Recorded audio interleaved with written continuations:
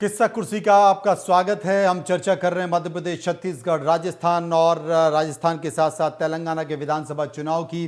किस राज्य में किसकी सरकार बनेगी और ऊंट, राजनीति का ऊंट या सत्ता का ऊंट किस करवट बैठेगा, इसके लिए इंतजार करना पड़ेगा। लेकिन इन सबके बीच जब इन तमाम प्रदेशों में चर्चा इस बात को लेकर चल रही थी कि किसकी सरकार बनेगी, कौन कौन से मुद्दे हैं, कौन से चेहरे हैं जो इस विधानसभा में असर करेंगे, उतने में ही एग्जिट पोल आ गए। और जब एग्जिट पोल आए तो उन्होंने चौंका दिया। छत्तीसगढ़ में नहीं चौंकाया, राजस्थान में नहीं चौंकाया, तेलंगाना में और मध्य प्रदेश में चौंका दिया। तेलंगाना में फिर भी यह चर्चा चल रही थी कि कांग्रेस बहुत अच्छा परफॉर्म कर रही है, बेहतर प्रदर्शन कर रही है और वो सत्ता की रेस में आ सकती है। लेकिन मध्य प्रदेश में 19 साल से बीजेपी की सरकार है और बीजेपी की सरकार में एंटी इनकम्बेंसी है। एंटी इनकम्बेंसी होने के कारण वहां पर नाराजगी बहुत ज्यादा है। लेकिन ऐसा क्या हुआ कि 3 महीने में एग्जिट पोल ने कुछ ऐसा देखा कि किसी ने 161, किसी ने 151 और किसी ने 140 सीटें 230 विधानसभा की सीटें में दे दी। वरिष्ठ पत्रकार बाबूलाल शर्मा जी और नवनीत गुर्जर साहब हमारे साथ मौजूद हैं। विस्तार से चर्चा करेंगे, समझने की कोशिश करेंगे कि आखिर क्या कहती है मध्य प्रदेश की राजनीति। नवनीत शुक्ला मेरे साथ मौजूद हैं। नवनीत साहब, आप क्या मानते हैं इन एग्जिट पोल को लेकर, मध्य प्रदेश के इस राजनीतिक समीकरण को लेकर, और क्या वाकई अगर एग्जिट पोल के नतीजे ये आ रहे हैं 140, 151, 161, तो कौन सा मुद्दा है जो असर कर रहा है? नहीं, देखिए, मुद्दा तो अपनी जगह है।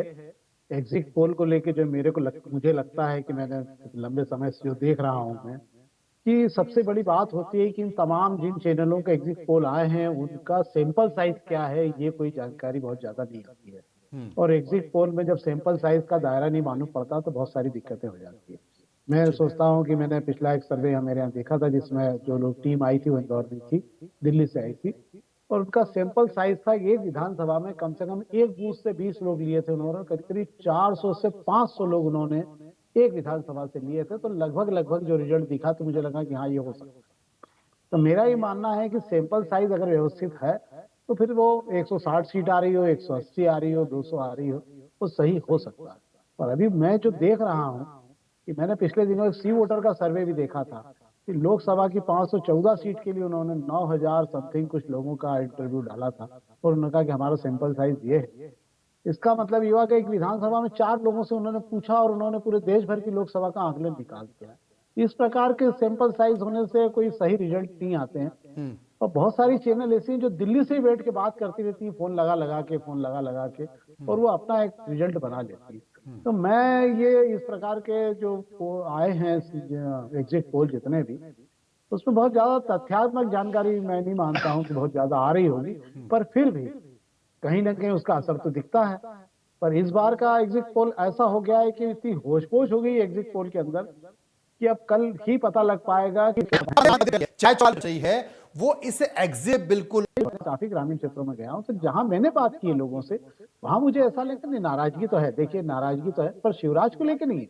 नाराजगी स्थानीय स्तर पे है। नाराजगी जो है शिवराज को दरकिनार करने को लेकर। और सबसे बड़ी बात यह है कि पहले ये भारतीय जनता पार्टी चिंतन और मनन करती थी और फिर उसके बाद में परिणाम देती थी, तब कार्यकर्ता का सम्मान था। अब क्या हो गया, फतवे जारी हो रहे हैं और फतवे जारी होने में क्या हो रहा है, कार्यकर्ता को लग रहा है और सेकंड लाइन के थर्ड लाइन के नेताओं को कि उनकी पूछ परख तो बिल्कुल ही खत्म हो गई। नहीं तो पैसे तहसील स्तर पे, जिले स्तर पे कमेटियां बनती थी, फिर संभाग स्तर पे बनती थी। कहाँ है, कोई कमेटी नहीं है। जिसने जो चाहा उसने अपने हिसाब से टिकट दे दिया और फाइनल हो गया। जिनके सर्वे, बड़ा हल्ला मचा था भाई मध्य प्रदेश में कि सर्वे होगा और सर्वे में देखा जाएगा, और ऐसे ऐसे ऐसे लोगों की उम्मीदवारी होगी जिनका नाम तो सर्वे में जीवन में नहीं सोचा था उन्होंने कि इस प्रकार की हमारी उम्मीदवारी हो सकती है। तो फिर ऐसे में आपके ये सब चोचलों की कोई जरूरत ही नहीं थी। जब आपको पहले दिन से ही करना था कि नहीं हम ही फाइनल करेंगे, तो पूरी सत्ता की ताकत उठ के मध्य प्रदेश की कार्यकर्ताओं की और नेताओं की पूरी ताकत उठ के दिल्ली चली। तो स्थानीय सिस्टम पूरा ध्वस्त हो गया है भाजपा का, कि जहां आप केवल वो रोबोट आधार पे काम कर रहे हैं। और इसी के कारण मैं ये मान रहा हूँ कि भाजपा के, कांग्रेस में दम नहीं है कि भाजपा को हटा ले।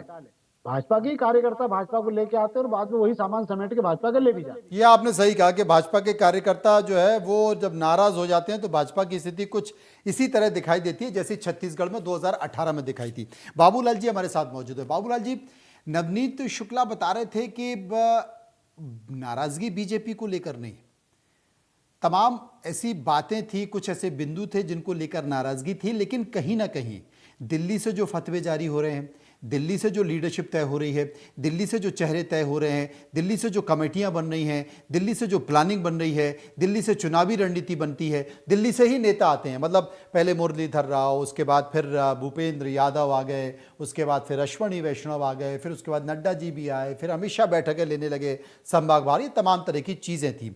लेकिन उसका नुकसान, नवनीत शुक्ला कह रहे हैं, उसका नुकसान मध्य प्रदेश में हो रहा है। छत्तीसगढ़ में इसके उलट है, क्योंकि रणनीति सेम थी।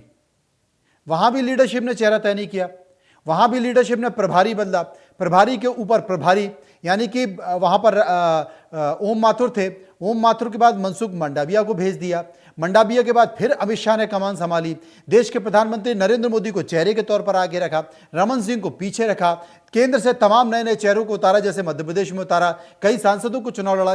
लेकिन वहां पर फायदा हो रहा है और यहां पर नुकसान हो रहा है, जैसा कि नवनीत जी बना रहे हैं। आप सहमत हैं क्या? देखिए, जहां तक मध्य प्रदेश की बात आप कर रहे हैं, तो शिवराज सिंह का चेहरा अगर अच्छा है और लोग उसको पसंद कर रहे हैं, तो जो बड़े बड़े दिग्गजों को वहां चुनाव में उतार दिया गया है, उससे वो लोग जरूर नाराज होंगे जो शिवराज सिंह को पसंद करते हैं। उनको लगेगा कि इनका कॉम्पिटिटर जो है वो दिया गया है, कल को वो मुख्यमंत्री बने न बने, ये लोगों के मन में आएगा और बहुत सारी चीजें निगेटिव चली जाएंगी। वहां के लिए तो ये हुआ। दूसरी चीज ये है कि मैं छत्तीसगढ़ के बारे में अगर बोलूं, तो मैं एक प्रश्न करता हूं, आप ही उसका जवाब दीजिए कि जब मुख्यमंत्री के खिलाफ कोई एंटी इनकम्बेंसी नहीं है, सब मान रहे हैं, न सरकार के खिलाफ एंटी इनकम्बेंसी है, शहरी क्षेत्र में छोड़ दीजिए, थोड़ा ग्रामीण क्षेत्र में कहीं भी नहीं है, तो जब ऐसी स्थिति है तो फिर लोग उसको रिजेक्ट क्यों करेंगे? किस आधार पर रिजेक्ट करेंगे? क्या कोयला कमीशन खोरी रमन सिंह सरकार के समय नहीं होती थी? क्या जो भी चीजें धर्मांतरण की स्थिति बताई गई, तो क्या रमन सिंह कार्यकाल में नहीं होता था धर्मांतरण? ये तो निरंतर प्रक्रिया है। भ्रष्टाचार क्या उस वक्त नहीं होता था? उनके ऊपर कितने आरोप लगे 2018 में, 2013 में, आपको याद होगा 2013 में इतने आरोप रमन सिंह के ऊपर लगे जितने तो देश के किसी मुख्यमंत्री के ऊपर नहीं लगे होंगे। ऊपर से झीरम के हत्याकांड का जो है हत्यारा कहा गया उनको, उसके बावजूद वो जीत गए। तो भ्रष्टाचार चिपकता हो ऐसा लगता नहीं। भ्रष्टाचार आपने जरूर उसको चिपकाने का पूरा प्रयास किया है, कोयला की चोरी, ये वो, लेकिन ये तो सारी चीजें निरंतर प्रक्रिया सरकारों में चलती है। चाहे 15 साल सरकार रमन सिंह की रही हो, जोगी सरकार रही हो, चाहे भूपेश सरकार रही हो, ये जो कमीशन खोरी का मसला है, ये जो भ्रष्टाचार की जो धारा है, ये क्या कभी बंद हुई है? ये 19-20 हो सकती है, बंद कभी नहीं होती। तो ये कोई मुद्दा जनता मानती है, मुझे ऐसा लगता नहीं, क्योंकि 2013 में मैंने सिंपल देखा कि सारे आरोप लगने के बाद भी रेमन सिंह ने सरकार बना ली और 2018 तक चलाई। ये इस तरह की बातें हैं। दूसरी चीज ये है कि जैसे भूपेश बघेल ने जितनी मेहनत की है, जो उसने मोदी के चेहरे का मुकाबला किया है, वो बड़ा मिराकल है। वो मानना पड़ेगा कि एक बहुत बड़ी चीज, एक राज्य स्तरीय नेता जो है, राष्ट्र स्तरीय नेता, बल्कि मैं तो कहूंगा अंतर्राष्ट्रीय स्तरीय नेता के चेहरे से बराबरी करने पर जाए और बराबरी पर दिखे, ये बहुत बड़ी बात जो है अपने प्रदेश के छत्तीसगढ़ में हुई है।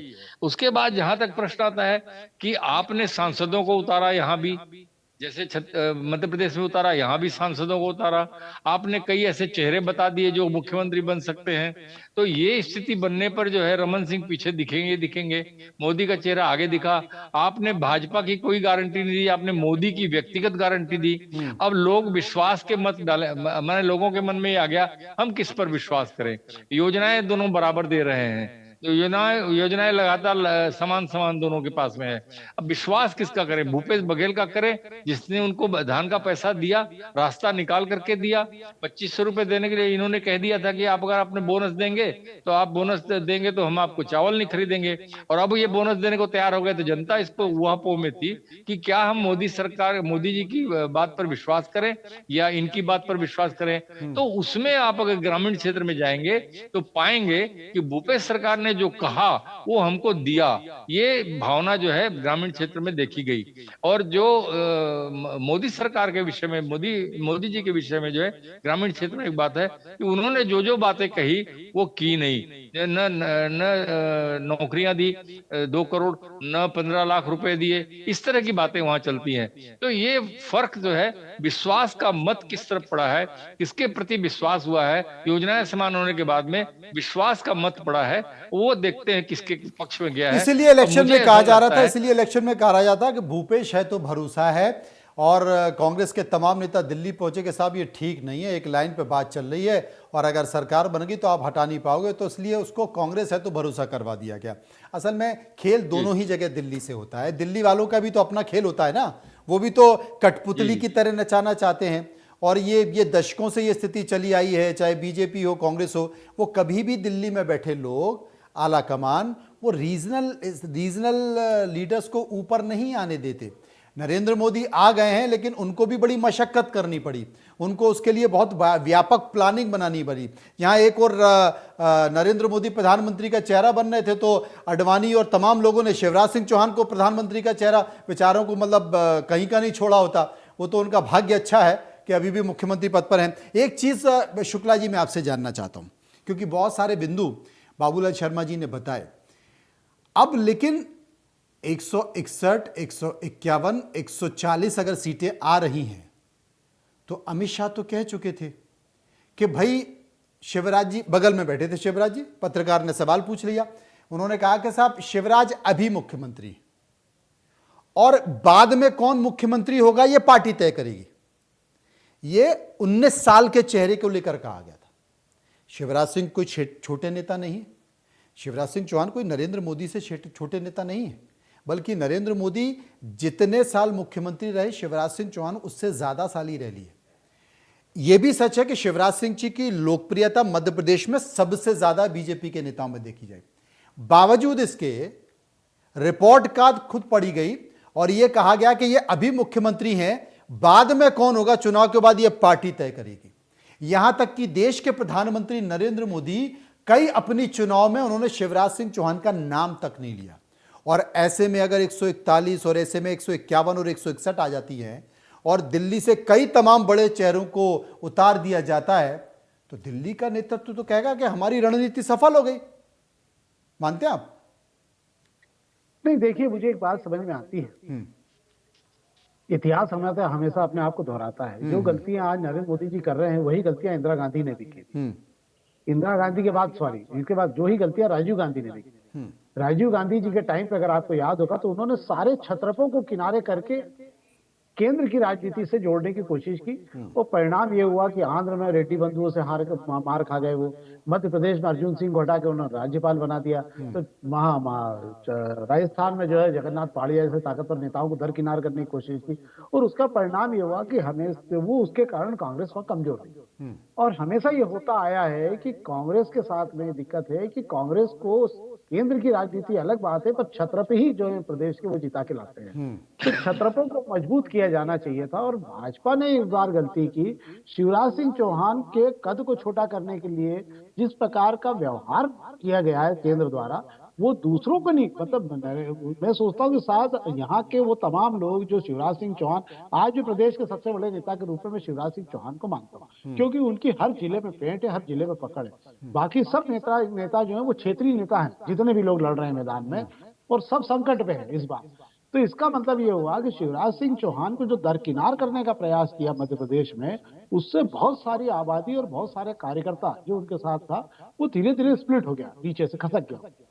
और एक चीज और मैं आपको बताऊं, जैसे मैं अभी हाल संगठन के बहुत बड़े नेता से बात कर रहा था कि आदिवासी क्षेत्रों में मतदान बढ़ा है ये और वो, उन्होंने कहा कि पिछले 8 से 10 महीनों के अंदर हम लोग पहले इन्हीं क्षेत्रों में 8 महीने पहले कैंप लगाते थे संघ के साथ, भाजपा कार्यकर्ताओं के साथ, पर पिछले 4-6 महीनों से जब से केंद्र की राजनीति ने हस्तक्षेप करना शुरू किया तो इन क्षेत्रों में जाना आना ही बंद हो गया। और उसी का परिणाम ये हो रहा है कि आज की तारीख में आदिवासी क्षेत्रों में बहुत बुरी तरह से भाजपा कमजोर हो चुकी है। तो जब कमजोर हो गई है तो उसका नुकसान तो भाजपा को उठाना ही पड़ेगा क्योंकि इन्हीं क्षेत्रों से भाजपा को लंबे समय तक जीत के लिए वोट मिलते हैं।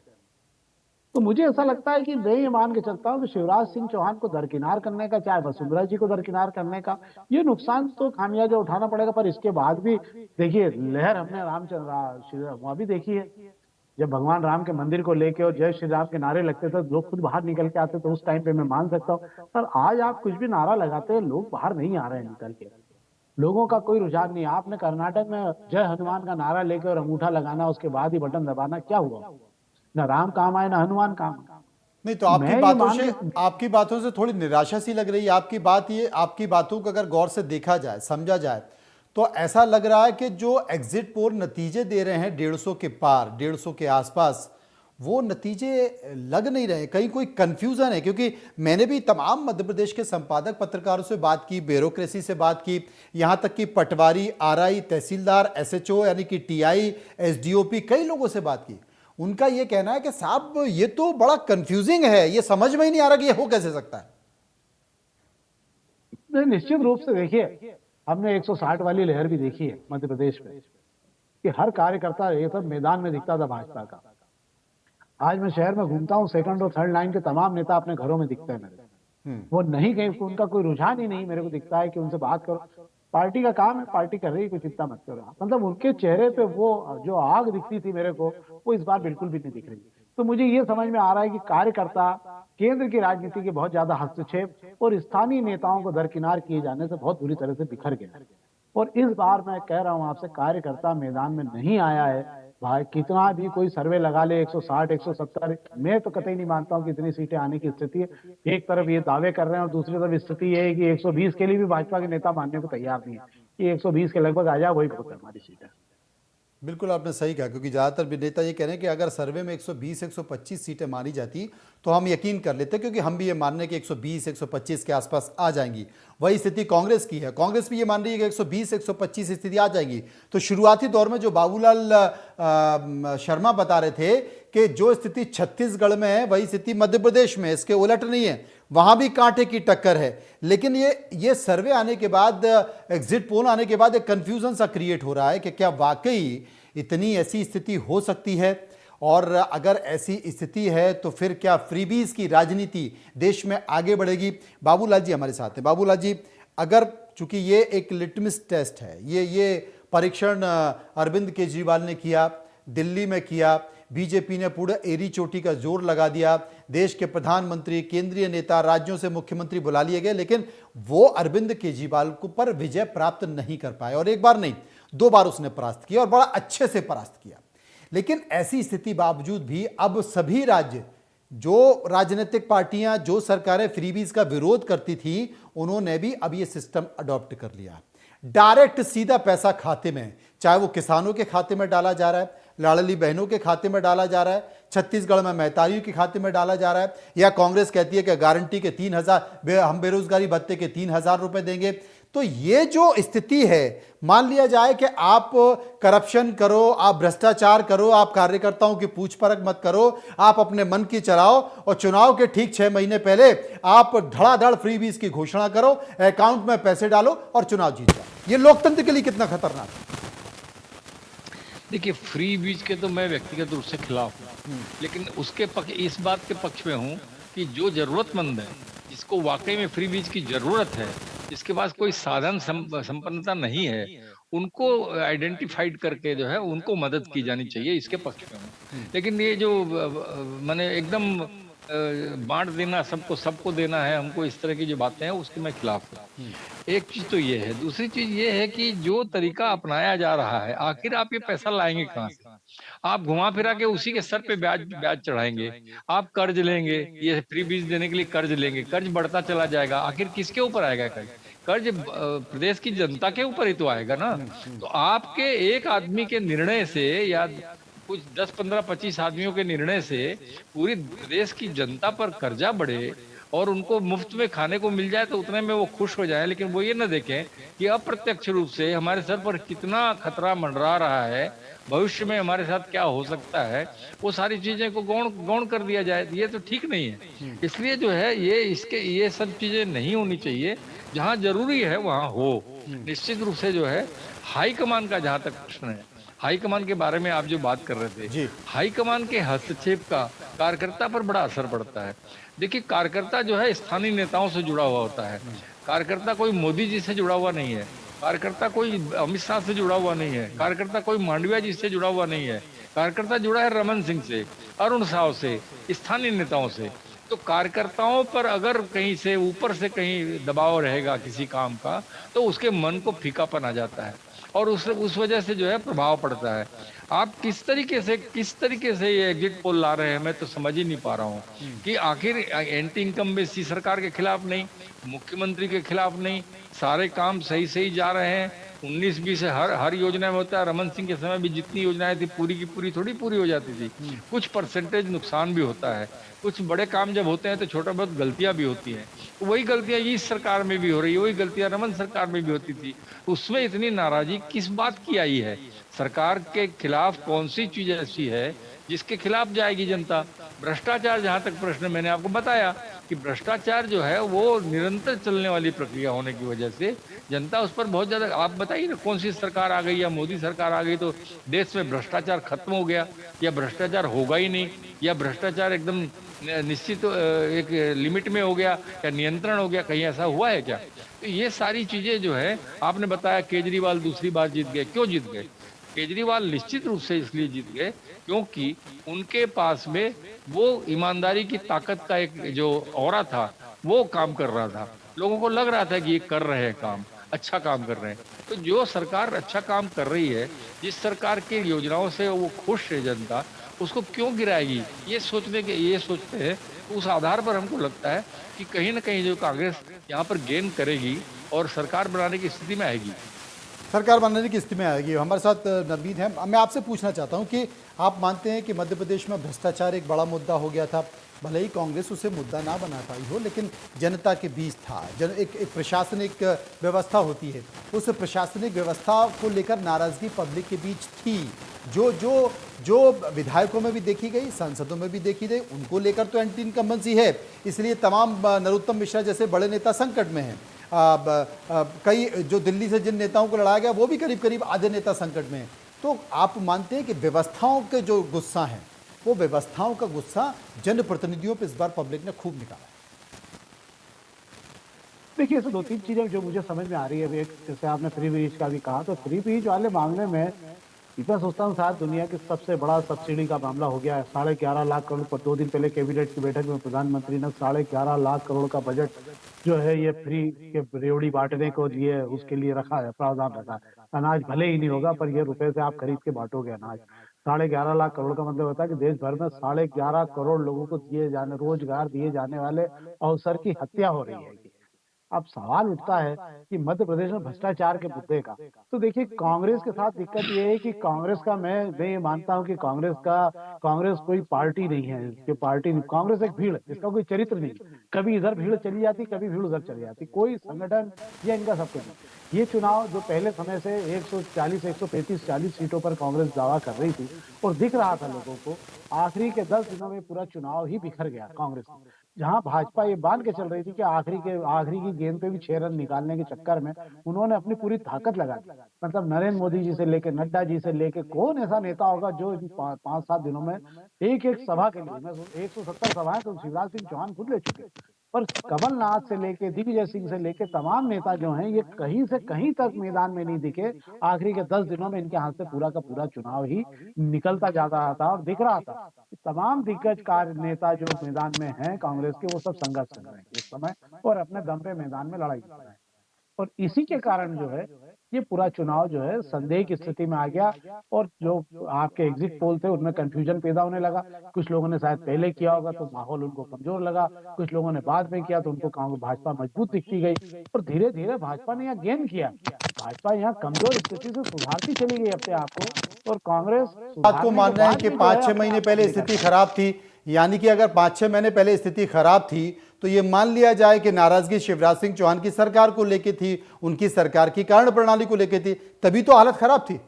ये बात अलग है कि फिर दिल्ली वालों ने माहौल को संभाल लिया, दिल्ली ने हस्तक्षेप किया, उन्होंने चेहरों को बदला, उसके बाद चीजें ठीक हुई।